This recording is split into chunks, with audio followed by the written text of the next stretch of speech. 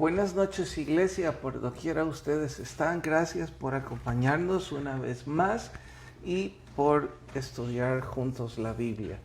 Por favor, les invito a dedicar un tiempo de intimidad con el Señor, oramos y luego compartimos la palabra. Señor, gracias por otro día que nos permites estudiar tu palabra, por ser bueno con nosotros, por tu protección, por tu guía.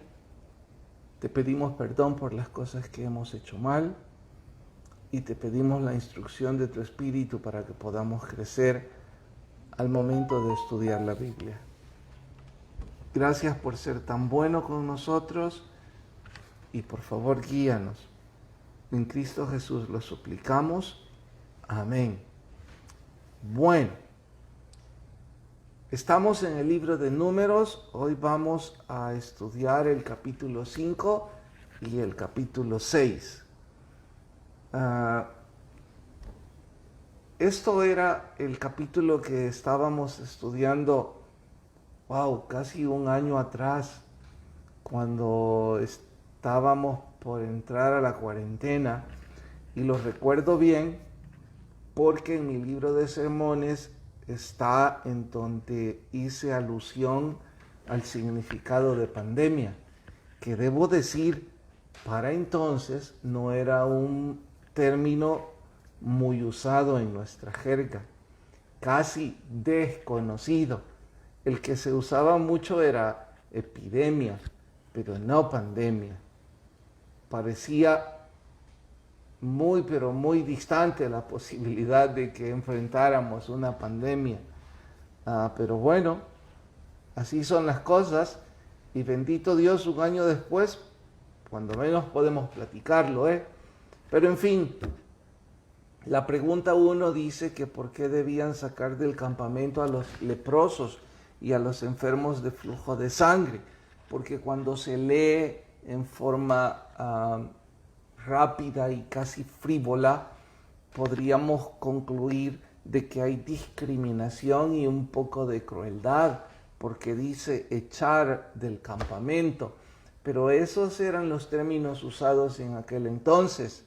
Lo que debemos descubrir es que no hay discriminación ni mucho menos crueldad, es lo opuesto.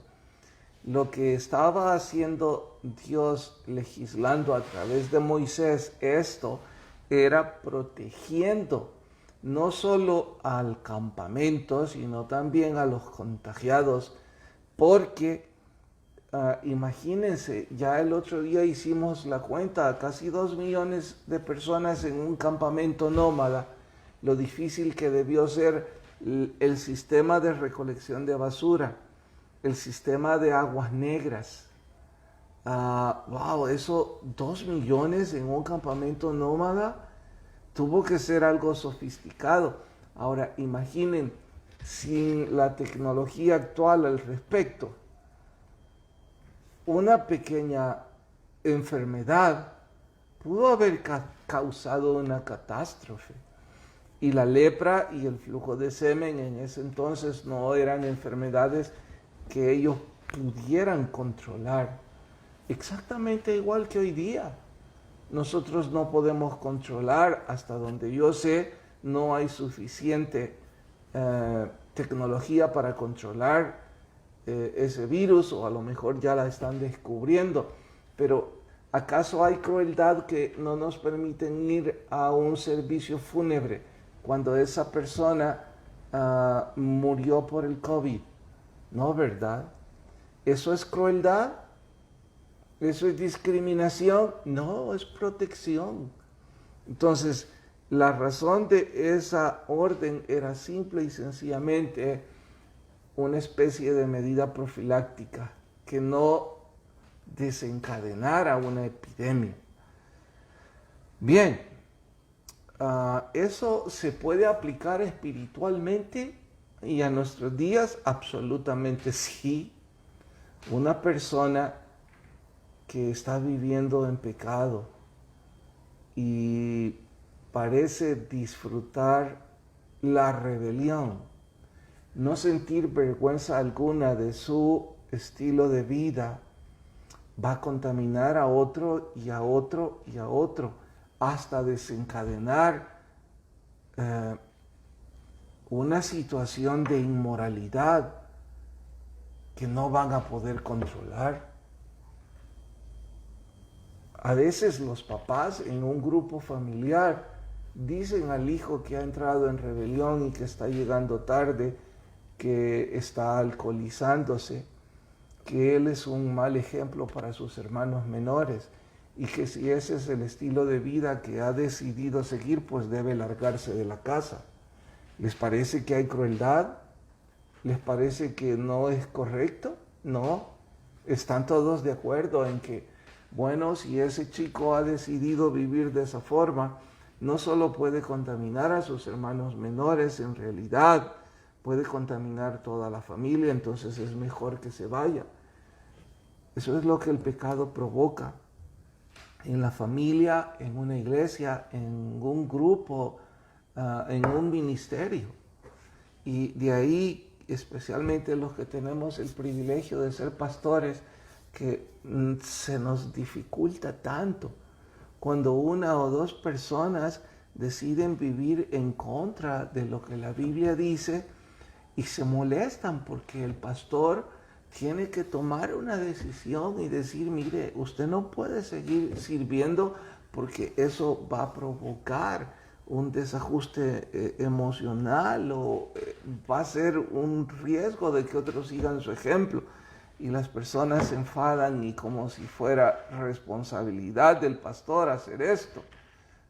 Bueno, es más bien irresponsabilidad del que ha decidido vivir fuera de lo que la Biblia dice, no ponerse en cuarentena a sí mismo. Eso es lo irresponsable. Como hoy diríamos, wow, qué irresponsable esa persona, está contagiado con el virus en ese tiempo en donde puede contagiar a otros. Lo menos que puede hacer es aislarse a sí mismo, no salir de su cuarto. Igual deberíamos hacer cuando estamos contaminados con el pecado. Quiera Dios que esto grite en nuestro corazón. Sí, Jenny. El hermano Alonso pregunta. Sí. Pastor, buenas noches. Lo que habla del capítulo 5, del 11 en adelante, era literal que la que le había sido infiel le daban a beber esas aguas amargas y se le inflamaba el vientre. Espérate, pero dice, sí. Y he pensado en aplicarlo en nuestros días y no he podido pensar en nada, dice. Estoy sonriendo porque estoy intentando yo aplicarlo. Bueno, vamos en parte. Esto es sobre la ley de los celos, que cuando un hombre creía que su esposa estaba siendo infiel, ¿cómo podía comprobarlo? No existían cámaras, no existían grabadoras, ni tampoco sistemas de espionaje de ninguna manera. Así que quedaba nada más en la palabra de ambos. Así que lo que se daba era más bien una ceremonia en donde el que finalmente opinaba era Dios. Porque al beber esas aguas, si el cuerpo se reaccionaba de forma negativa, no es por el contenido del agua, era por la intervención directa de nuestro Señor.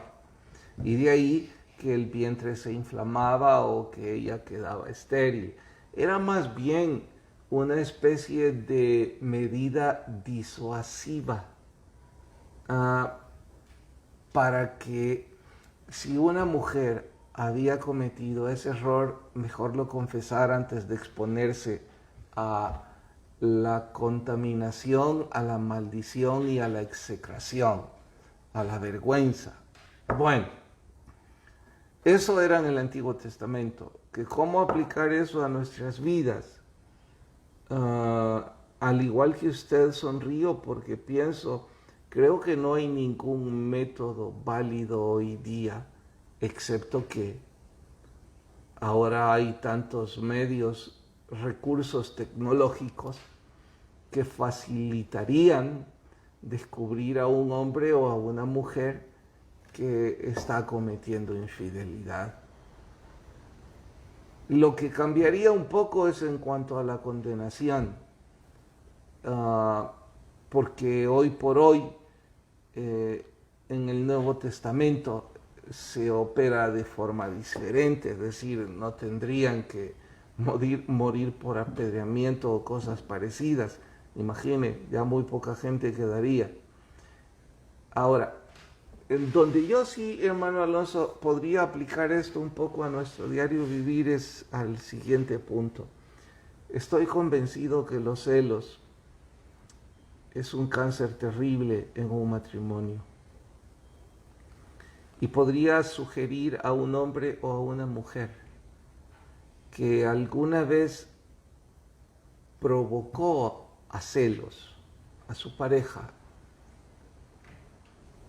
tienen la obligación, si quieren restaurar el matrimonio,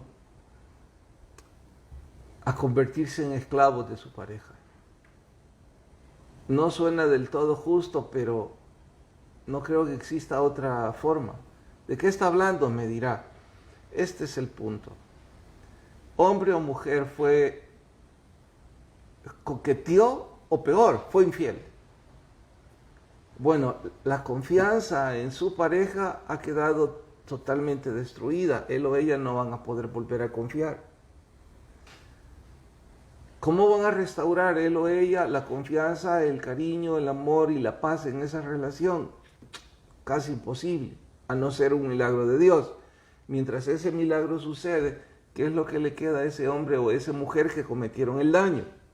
Compensar el daño, tal como lo dice la ley de la restitución, que también es antiguo testamentaria, pero está en este mismo capítulo, que debían intentar restituir el daño causado compensándolo. De ahí que digo, ese hombre o esa mujer culpable, conviértase en esclavo, porque al final de cuentas usted hizo mayor daño. Esclavo digo, por ejemplo, su teléfono celular, su esposa o su esposo tienen que tener total acceso. Nada de eso es mío, eso es privado, ese es mi código, mi clave, yo no tengo por qué dárselo. No, si el que cometió el error y quien está intentando compensar y restituir el daño es usted. Lo mismo, llamar cada vez que va a llegar tarde, estoy en tal lugar, mira, aquí te va la foto, estoy con tal persona. Si es un hombre, incluso dar todo su sueldo, porque ella va a pensar, a saber con quién está gastando el dinero que era de los niños, en fin, todo ese tipo de cosas. Sin embargo, creo que es demasiado genérico el asunto como para poder abordarlo, pero no veo otra forma práctica de abordar o de aplicar el asunto de esa agua, a no ser que a alguno de ustedes se le ocurra y por favor compártalo. Bien, ¿hay más? No. Regresamos entonces a la guía y dice la pregunta, creí que había algo más porque estaba sonriendo, Jenny. Vas a perder la audiencia de los hombres. Oh, ¿por qué? Por la esclavitud. Por lo de dar el sueldo y reportar a dónde están. Oh, ¿en serio? Ahora que Jenny lo dice, tal vez estoy pensándolo de forma diferente, pero ¿por qué no deberíamos decir nosotros los hombres dónde estamos? ¿O por qué no debería nuestra pareja saber en qué gastamos hasta el último centavo? ¿Saben cuál se me ocurre que es la única razón por la cual, bueno, es más, Jenny, decímelo vos, ¿cuál sería la única razón por la que yo no quiero que sepas en qué gasto hasta mi último centavo? Porque ocultas algo. Porque te oculto algo, exacto. Y triste por aquellas mujeres en donde su marido no quiere que usted sepa todos los detalles. No necesitamos ser inteligentes. Hermano Tomás. En decir, oculta algo. Sí, Jenny. Tomás, ¿qué dice? ¿Qué Tomás? Tomás Enrique Sánchez. Ah, hola, hermano Tomás. Dice, yo ya hago algunas de esas prácticas con mi esposa. Y estoy seguro, Tomás, que si pudiéramos interactuar, que de hecho si gusta, hágalo, uno termina en paz y con mayor tranquilidad. De hecho, cualquier machista que ahora dijera, pobre hombre, la mujer le quita el cheque. ¿Por qué pobre hombre? Yo más diría, hombre bendecido, que no tiene que preocuparse de manejar el dinero ni ocultarlo, porque finalmente, ¿acaso no por eso nos casamos? Y diría, pobre pareja aquella en donde tienen que estar, no quiero que sepa este hombre, no quiero que sepa esta mujer. Wow. Debe ser difícil, ¿eh? Bien. Hermano Alonso dice, perdone que vuelva a preguntar, Vuelvo a preguntar. pero esto tendría su límite de ser un esclavo, porque he conocido casos en los que se aprovechan de esta situación. Tendríamos que platicar los casos específicos, hermano Alonso, eso de que la mujer puede aprovecharse. De hecho, note que yo estoy sugiriendo esto de casi volverse a la esclavitud en un caso donde la pareja ha empezado, donde la pareja ha empezado un proceso de restauración espiritual, en donde están siendo ayudados por un consejero, y el consejero puede ser el árbitro, y el árbitro espiritual puede decir, no hombre, usted está jugando, ¿cómo va a creer que hasta ahí va a llegar de esclavo o de esclava? En esa circunstancia es que yo sugerí el hecho de llegar hasta casi ser un esclavo o ser una esclava. Pero ahora que usted lo comenta, sabe, hubo una pareja, y lo digo con libertad porque no es una sola, en realidad he atendido varios matrimonios antes de la cuarentena, claro está, que su problema era el teléfono, no solo pornografía, sino porque a través del teléfono es donde empezaban a coquetear y finalmente terminaban en infidelidad. Y en los 5 casos últimos que yo atendí, mi recomendación como árbitro fue, entregue el teléfono. Él o ella no deben volver a tener privacidad en el teléfono, no la merecen.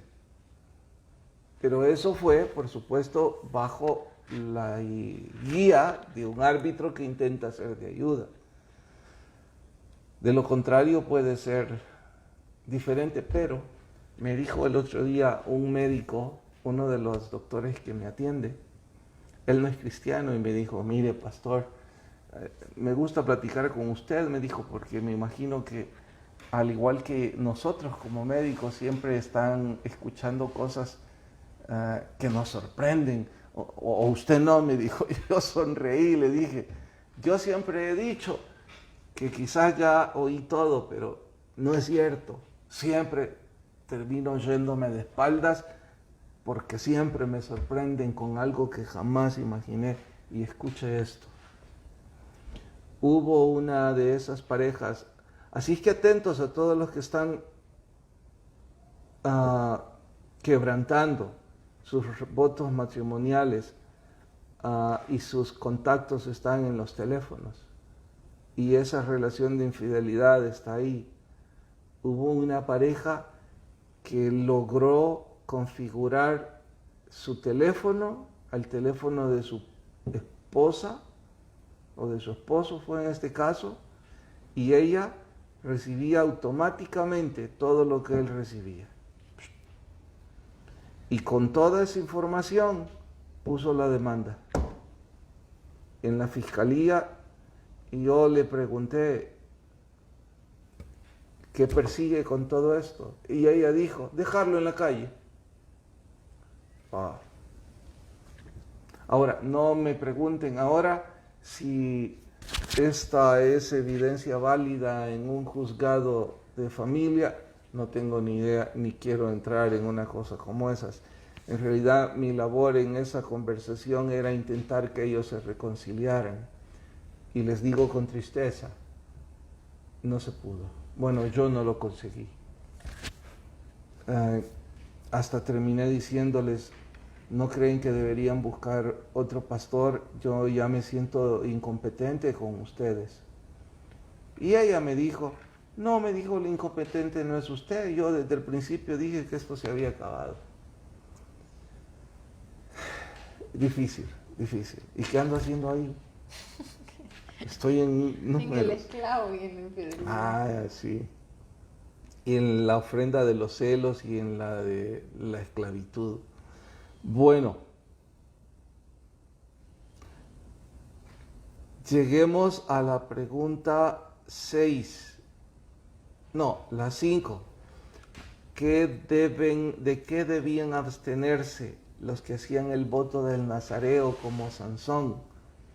No beber alcohol, ni ninguna derivación de el alcohol, obviamente, que incluye las pasas o las uvas pasas por la fermentación. No podían cortarse el cabello y no podían acercarse a un cadáver. Pastor, ¿todo esto tiene alguna implicación química, moral, religiosa? Bueno, un poco de cada una. En cuanto al alcohol ya sabemos porque le hace perder la cordura al hombre. Lo de cortarse el cabello creo que era simple y sencillamente un símbolo. Y en cuanto a acercarse al cadáver, por la contaminación. ¿Tiene aplicación esto a nuestro diario vivir? Nada más como retórica. Digo eso, por supuesto que el alcohol es algo que no debemos beberlo porque nos corrompe. Pero no solo es el alcohol, es otro montón de cosas más que nos corrompen. Por eso digo como símbolo. En cuanto a cortarnos el cabello, pastor, por eso es que usted no se lo recorta mucho. No, no tiene nada que ver con el nazareo el que use mi cabello como lo ocupo. Y tampoco estoy justificando a mi hijo de usar el cabello como lo ocupe. Simple y sencillamente, en este caso era un símbolo. Representaba algo y el caso de ellos es que habían hecho el voto. En cuanto a no acercarse a un cadáver, obviamente para distanciarse de la contaminación. Hoy día acercarse a un cadáver es un riesgo de contaminación, por supuesto que sí. Y no hablo del virus, hablo desde antes del virus. Sabemos que un cadáver ya es materia en descomposición y que fácilmente puede haber cualquier tipo de contaminación. Aplicar eso a nuestra vida espiritual, sí, todos los que están en putrefacción moral, pues pueden influir en nuestras vidas. De hecho, imagínense, aunque les va a parecer absurdo, y yo sé que hoy por hoy ya no hay, debido a la pandemia, ese tipo de reuniones, pero que dos parejas salieran una noche a compartir y a comer, y resulta que voy con mi esposa, pero mi amigo va con su amante. ¿Acaso no contaminará nuestra relación? Por supuesto que sí. De eso está hablando en cuanto a aplicarlo a nuestro diario vivir. La bendición sacerdotal. Esto es algo que debemos ocupar hoy por hoy. Bueno, puntualmente la bendición sacerdotal era algo que los sacerdotes ocupaban en su liturgia, obviamente para el Antiguo Testamento. Pero mi humilde opinión es que no le veo nada de malo usarla para el Nuevo Testamento, especialmente que es hermosa y su significado no transgrede ni tergiversa en nada el espíritu del Nuevo Testamento. Así que yo diría que sí y lo recomendaría, y es hermoso que en los cumpleaños cristianos pues la oración gire alrededor de la bendición sacerdotal Hubo un tiempo, no sé ahora, hubo un tiempo en donde cuando alguien cumplía años, nosotros cantábamos el feliz cumpleaños cristiano y la bendición sacerdotal. Lamentablemente las buenas costumbres algunos las pierden y hoy por hoy ya cantan el Happy Birthday. Y en lugar de la bendición sacerdotal, no sé con qué salen hoy día, pero les sugeriría, ¿por qué no regresar a la palabra del Señor? Wow, no hubo tiempo de llegar a los salmos, me faltan 2 minutos. Y mucho menos, desde luego, al libro de Bonhoeffer. Solo quisiera agregar en este último minuto que Bonhoeffer dice que la hostilidad a nuestro Señor se debe a que el mundo tiene otros dioses y por eso son hostiles a nuestro Dios. Y que todo aquel que no quiere rendir su vida a Jesús va a mostrar al final del camino hostilidad al Señor Jesús. ¿Por qué? Porque el Señor Jesús dice, quien no es conmigo es contra mí. Entonces, quien no se rinde al llamado del Señor, se opone al llamado del Señor. Quiera Dios que no sea ese su caso. Quiera Dios que usted y yo sigamos batallando por acercarnos al Señor en humildad. Gracias por acompañarnos. Pasen una buena noche. El que tenga oídos, oiga lo que el Espíritu enseña a las iglesias. Adiós a todos.